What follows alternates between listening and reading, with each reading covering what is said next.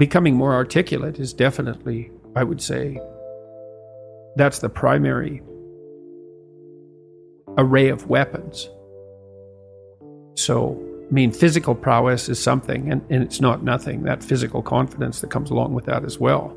But the same thing replicated at the level of the ability to communicate and to think, that's a way broader field of battle and opportunity.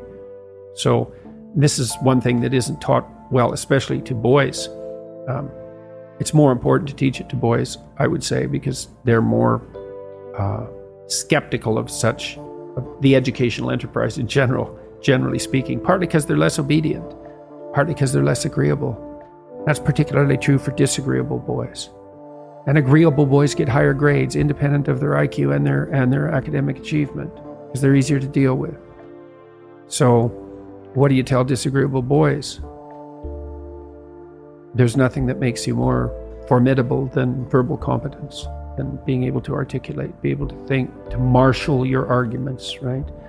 It's a battlefield metaphor. Get everything in order.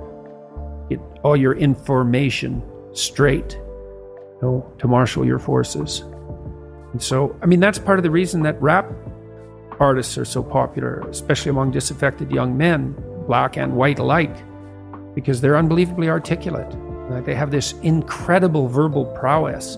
It's unbelievably attractive, and it's associated with genuine artistic and redemptive activity, often focusing on something that's approximately the voice of the underclass, let's say, but a powerful voice, right? And it's interesting to see how many young white guys identify with that. Yeah, well, if you're a young man, you still feel alienated from your place as rightful heir of the proper kingdom. I mean, that's an existential truism for everyone, particularly for every young man, because he is an outsider in many ways. He's young and juvenile and not very highly valued, and then is in some sense hurt by the inadequacies of the current king, the current culture, and is easily turned against it because of that. And that's the machinations of the evil uncle. That's the King Arthur story. That's the story of Horus and Osiris. It's an ancient story. It's the story of Sauron, and it's there all the time. And you see in rap music, in hip hop, all of that alienation being given an articulated voice in an artistic sense. And that's a good example of the power of verbal facility. And that's the route to, let's say, marketing education to young men. It's like, you want to take your rightful place in the kingdom? It's like, get your tongue straight, man. Get it under control in the highest possible sense.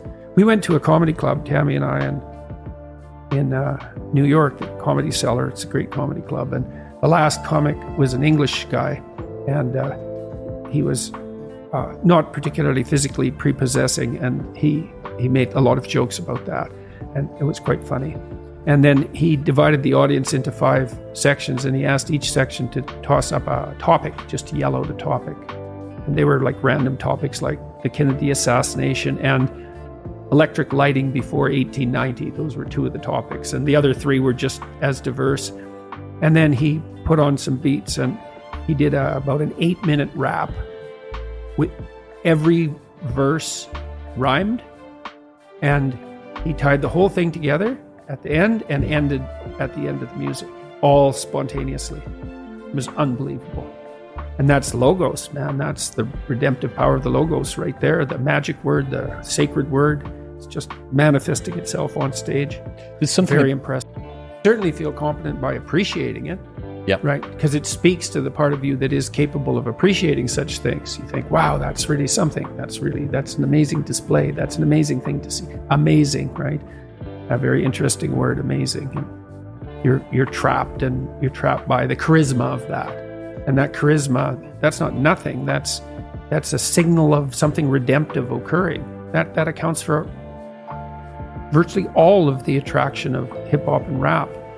It's the articulated voice of the struggling but worthy underclass. I suppose that's a good way of putting it.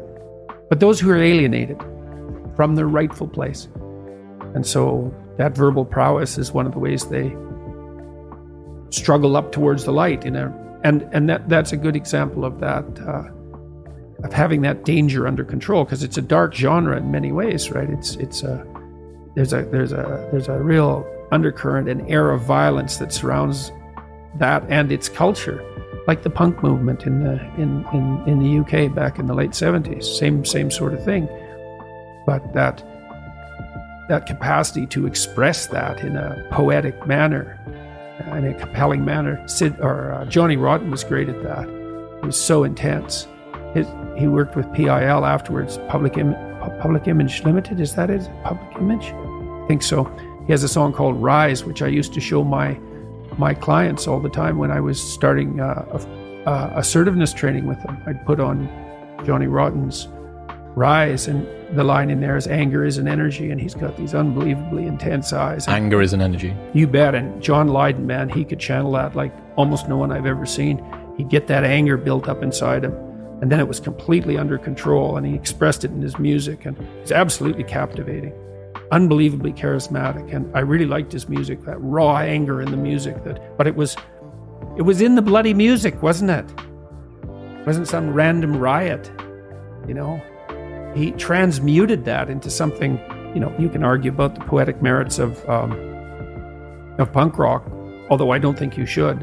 I mean, I Did It My Way, Sid Vicious's version of I Did It My Way. My God, that's a work of genius. That it's so brilliantly satirical. Filling it down, and then they're directing it. So I went to a powerlifting competition a couple of years ago. There was this one guy there lifting. He holds a bunch of records in the squat. And he's a normal working class guy from normal working class town on the outskirts of Newcastle. And watching that man warm up is something else. He's got a sacred playlist. He never listens to the songs apart from when he's about to step on to the lifting platform. He's got these headphones on, and he's just walking up and down in the same way that you'd see a bull ready to go out, ready to go and chase something. And he steps out on stage, and the hairs stand up on the back of your neck. You're watching this guy channel rage, fury. That's the god of war. That's Mars. Yeah, he's in touch with that. Unbelievable. And words, man. You go to war with words. And you think that's what young men should be taught.